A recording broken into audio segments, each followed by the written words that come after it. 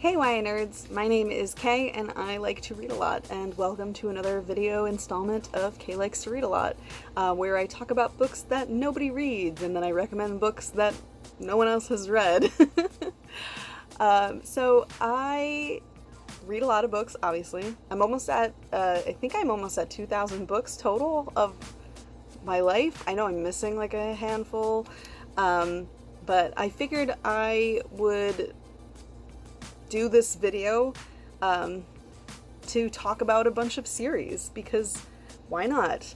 When I first started this channel, I actually made a couple of videos about series.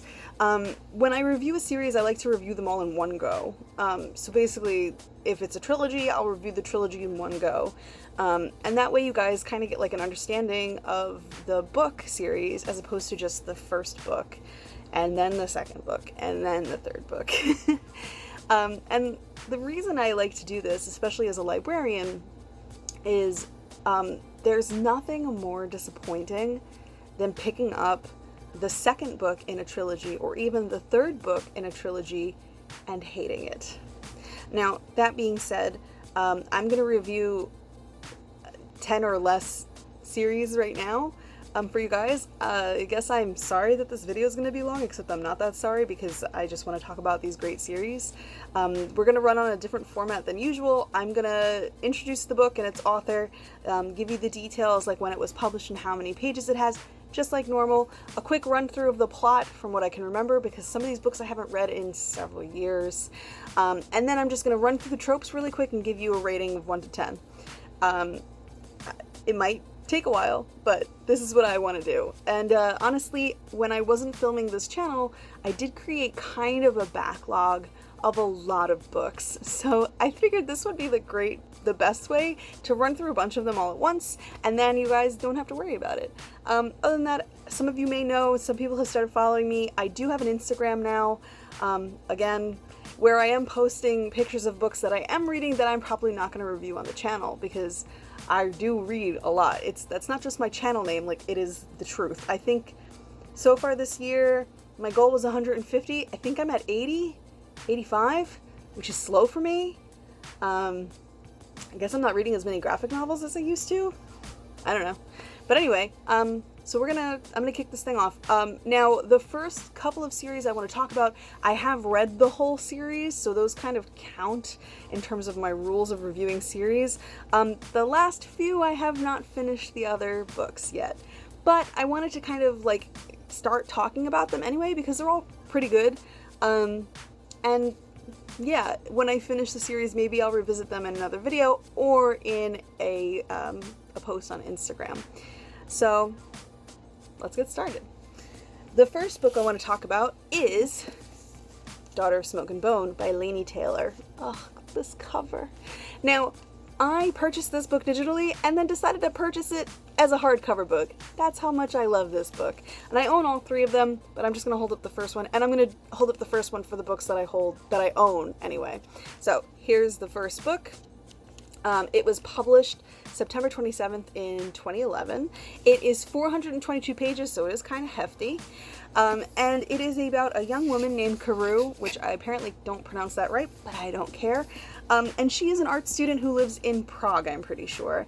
And she does this weird, odd night job where she collects teeth for a demon-looking guy. Very strange. And then one day, a bunch of burned hands start showing up all over the wooden doorways of the town she lives in, and she kind of has to figure out what's going on. So it's very interesting. That's just quick plot. For the tropes, you have beautiful first lines, broken family units, buried memories, the chosen one, love cures all, only one friend in the world, Romeo and Juliet, strong/smart female protagonist, trilogy, undiscovered powers, unusual names, and youths in danger. This one had a lot of tropes. It was also published in 11, so that makes sense. And as for my rating on this one, I gave this trilogy an 11 out of 10. Laini Taylor is like one of my favorite authors. I reviewed Strange the Dreamer earlier, and I think I gave it a similar review. So I love Laini Taylor. She can do no wrong. Done. The second book I want to talk about is Graceling by Kristen Kishore. You can tell I have loved the heck out of this book and also lent it out to people because it is dirty and a bunch of the pages are bent. It's also been sitting on my shelves for a long time.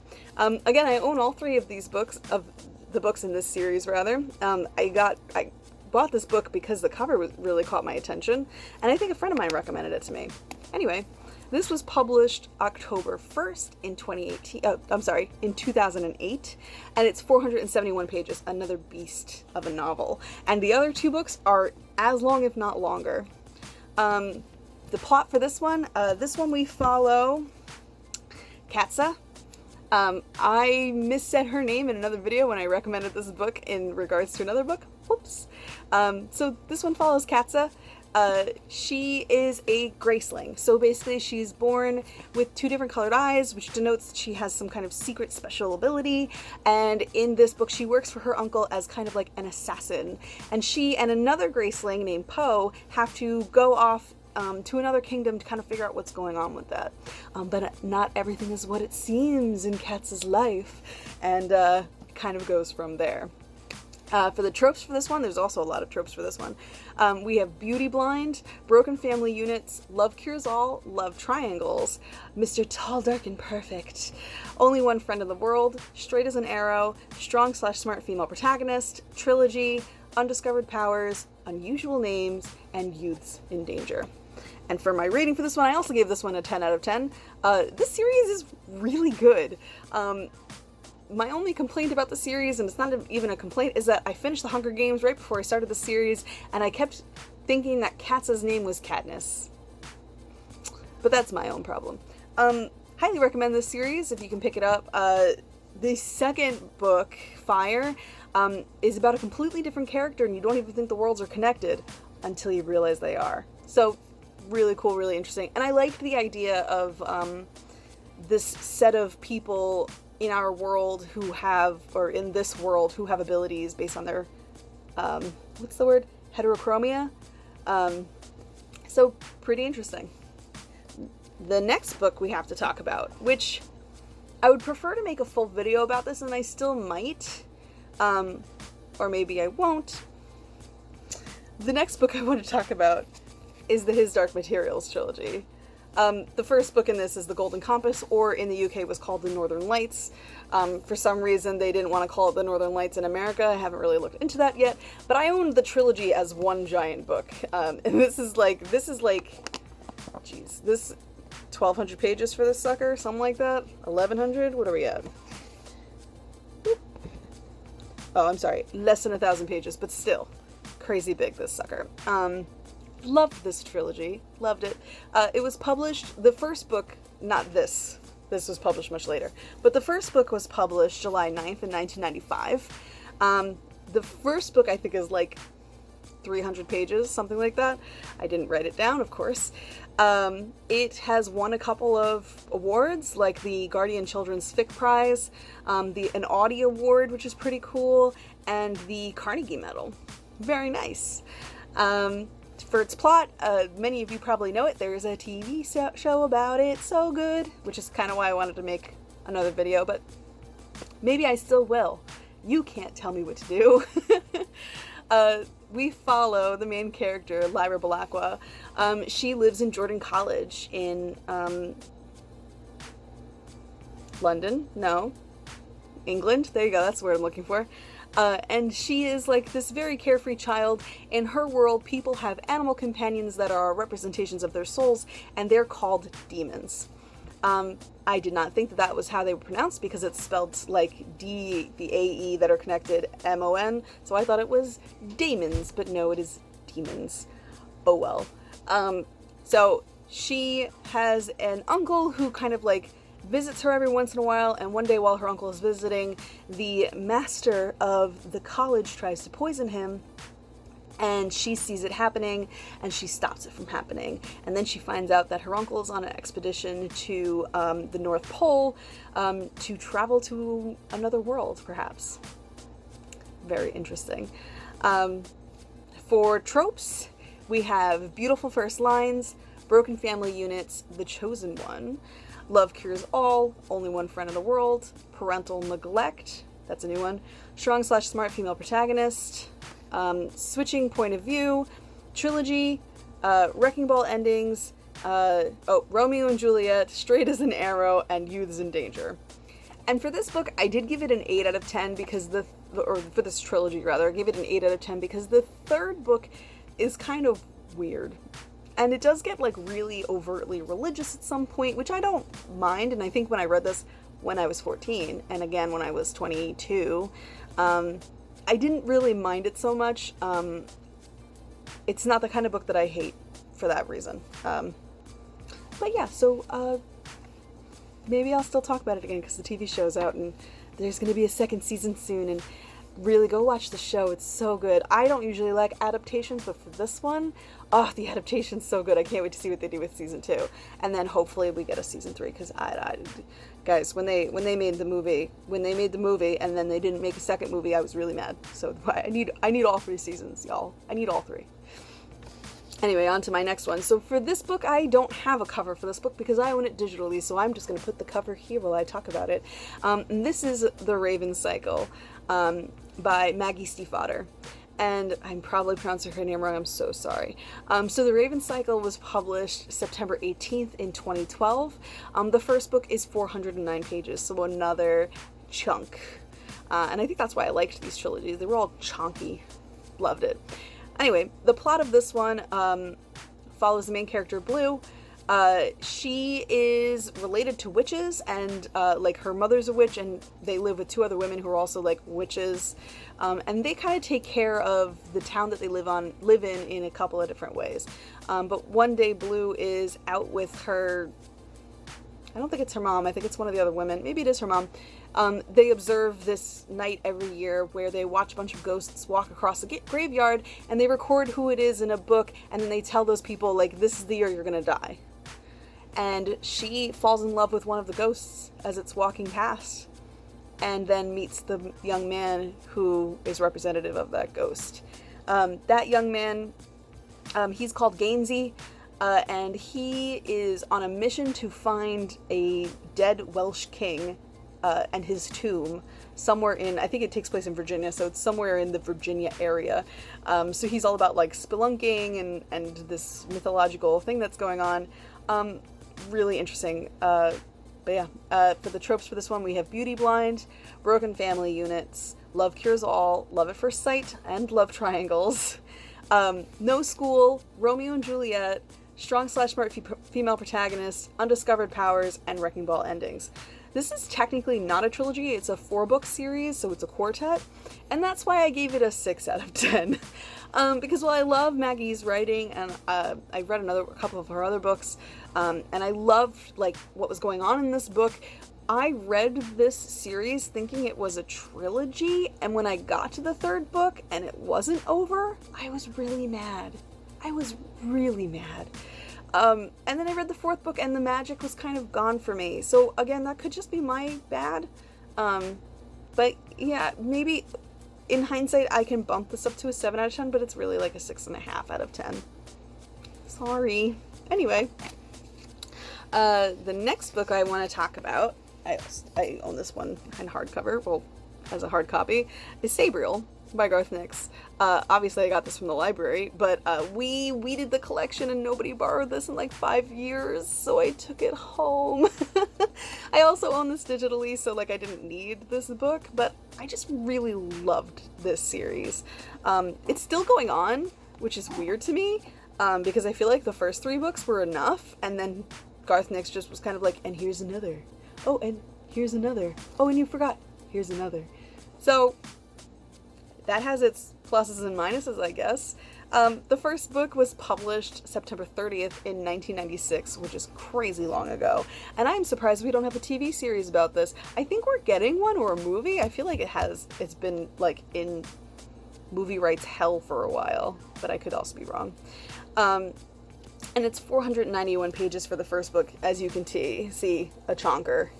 Love this book. You see how old it looks? Oh my god. Sorry, can't help myself. The plot for this book follows Sabriel, the main character. She is descendant from an abhorsen, which is a person who takes care of the dead. And I don't mean like funeral home dead kind of situation. I mean like the dead have risen and it's your job to put them down. But there's like magic involved, and it's a really interesting magical system, and that's what like got me into this series. So basically, Sabrina gets a message that something has happened to her father, the Abhorsen, and it is up to her to travel across the magical border into Magic Land to kind of figure out what happened and also like restore the balance between the living and the dead. Really cool. For the tropes for this one, we have broken family units, the chosen one, school's out forever, strong/smart female protagonist, unusual names, and wrecking ball endings. And I gave this, for the rating, I gave it a 9 out of 10. Because, again, it was really cool, but I think my complaint is that it is like a never-ending story. Sometimes that's a bad thing, guys. Alright, the next one I want to talk about is the Modern Fairy Tales trilogy. The first book in this is called Tithe. I own the whole trilogy as one book, just like I own it with His Dark Materials. But I have not actually cracked this book open, because I read it a while ago and like I just haven't gotten back around to it. I'm trying to get through my TBR list and not revisit books that I've already read, but whatever. So the reason I picked up this book is that the first book main character has my name. And I was like, that's cool, I want to read this Nobody Spells K the way I spell K. So, picked up the first book, and then I just read the rest of them. I borrowed them from the library, and then I purchased the book because I really loved it. I love Holly Black. She is fantastic. So, the first book was originally published in October 1st of 2002, so long ago. And then they republished this, like, this past year, I think. Oh, 2019, yeah. So only this past year they re-released it as a full trilogy in one book. The first book was 332 pages. But this is 800, 775, something like that. So not too bad. For the plot, again, the first book follows a young woman named Kaye. She saves the life of a fairy and then gets his true name from him, which is so dangerous. And if you know anything about fairies, you're not supposed to give your real name to fairies, and they shouldn't give you theirs either. But he gave his name to her, and she kind of gets like involved and wrapped up into the drama of the Fae courts. And then the second book follows somebody completely different, and then the third book comes back to Kaye, and it just works so well together. It's kind of like Graceling in that regard, because Graceling did the same thing, where the first book followed Katza, the second book followed Fire, and then the third book kind of brought it all together with a completely different character. So really cool. For the tropes for this one, we have broken family units, buried memories, the chosen one, there's a lot of chosen one in this, strong/smart female protagonist, trilogy, undiscovered powers, and youths in danger. And I gave this book a 9 out of 10. Now, that does it for all of the books that I have read the whole series for. I mean, aside from Sabrina, because I just haven't read like the last one or two, because there's like 10 guys. There's like 10 guys. Like, no. And now I just want to talk about, I have 3 books that I've only read the first book for, but I do plan on reading the rest of them, or maybe not. But anyway, so the first one for this is another Holly Black.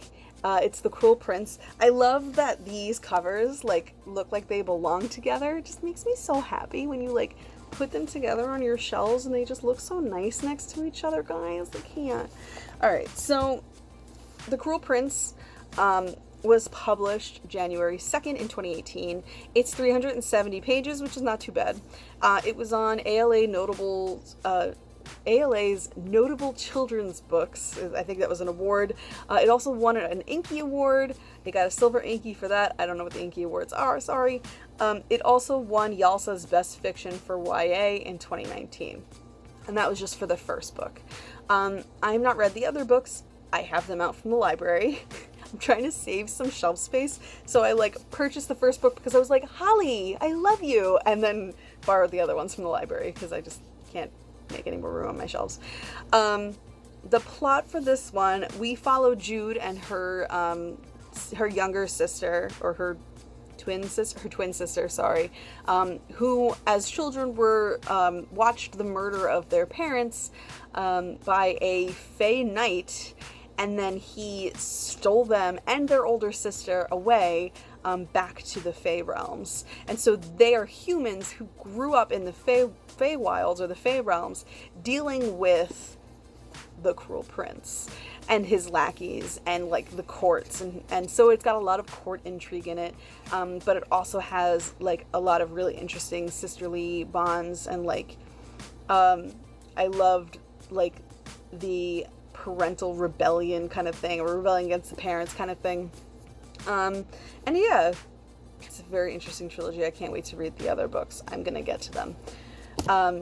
The tropes for this are beautiful first lines, beauty blind, broken family units, brooding bad boy, having Bianca for your sister, strong/smart female protagonist, trilogy, unusual names, wrecking ball endings, and youths in danger. And for the first book, I'm giving it a 9 out of 10. I've heard the other 2 books are amazing too, so I really should not be too disappointed in them. So if I ever do decide to review the whole trilogy, you'll know. Alright, the next one I don't own a physical copy of. I own it digitally, and it's Of Fire and Stars. Oh my god, I forgot the author's name. Shoot. It's going to be on the screen. I'm so sorry. I've just gotten to the end of this and I'm trying to do it in one cut. Jeez. It was published November 22nd in 2016, and it's 389 pages. Now, this follows 2 different princesses caught up in a royal marriage. One of them arrives at a city and she is betrothed to the prince there, and when she gets there, a lot of intrigue happens, and she is in the middle of like, there's like a murder at court, someone's trying to like usurp the throne, she has magical abilities that nobody can know about, and then the prince's sister is supposed to give her writing lessons, so she has to put up with that. She has a bad temper, the sister, and oh my god, and wouldn't you know, they kind of get feelings for each other, and I loved it. That's not a spoiler. It's like in the plot on the back of the book. So the tropes for this are beauty blind, enemies to lovers, having Bianca for your sister, love at first sight, love triangles, strong/smart female protagonist, switching point of views, and undiscovered powers. And I also gave this a 9 out of 10. This isn't a trilogy, it's only 2 books, so I technically should read the other one. I think I started it and I just really wasn't feeling it, unfortunately. So maybe one day I'll pick it up again and we'll see what happens. And the last book I want to talk about that I own the first book for is 3 Dark Crowns by Kendare Blake. First of all, cover, gorgeous. I love it. Second of all, oh, it's a little dusty. Sorry, book. Second of all, this was published September 20th in 2016, so only 4 years ago, and it's 403 pages. Also, it has that beautiful, like, page texture thing that I love. I once had someone return a book to the bookstore complaining that it was damaged because the pages were like this, but no, it's just a cool textile thing, girl. Anyway. The plot for this, we follow 3 sisters who are all crowned queen upon their birth. And in this land that they live in, I think it's an island that they live on, or yeah, an island that they live on, only one of them can be queen. So they have to literally kill each other to become queen. This is also a quartet. Loved the first book. I should pick up the other 2. I just really haven't like gotten around to it. So maybe eventually on that one too. Yeah, what else in the plot? One of the queens is... So they're all supposed to have special abilities, and when they're born, the queen who births them kind of says, this one belongs to the poison people, and this one belongs to the elemental people, and this one belongs to the war people. So they all have some kind of ability that is recognized at birth, typically by their queen mother. Each girl is supposed to be really good at this one thing. So one girl's good at poisons. One girl, or she's supposed to be good at poisons. She's actually really bad at poisons. One girl's good at poisons. One girl's amazing at elemental stuff. And the last girl is supposed to be good with animals, but she's not. It's very interesting. So you have a little intrigue in that one too, but it's really good. For tropes for this one, at least for the first book, you have beautiful first lines, broken family units, obviously 3 sisters trying to kill each other. The Chosen One, Having Bianca for Your Sister, Love Triangles, Only One Friend in the World, Strong/Smart Female Protagonist, Switching Point of View, and Trilogy, even though it's a quartet. And for my rating for this one, I'm giving it an 8 out of 10. It was really interesting, and there was a twist that I didn't see coming, but I have read the backs of the other books, and I don't know, there's something about it. I'm gonna get to it, it'll happen, and then maybe I'll revisit this book and we'll see. I'll revisit the reviewing of this book and we'll see. I did want to talk about another trilogy, but I think it deserves its own video because I hated it. A book I actually hated. And I only finished it because I had it on audiobook and it seemed like a waste to not finish it, especially while I'm driving. So I will talk about that another time. And yeah, that's it for this week. I just killed a bunch of reviews all at once, so now I can get rid of them off my list. Huzzah! And I hope you guys enjoyed this, even though it was really long. We'll see how many people get to the end. If you don't, that's fine. If you want to like and subscribe, that's fine. If you don't, that's fine. If you want to follow me on Twitter and Instagram, the links to that are in the description below. And I guess that's it for now. So peace out, YA nerds.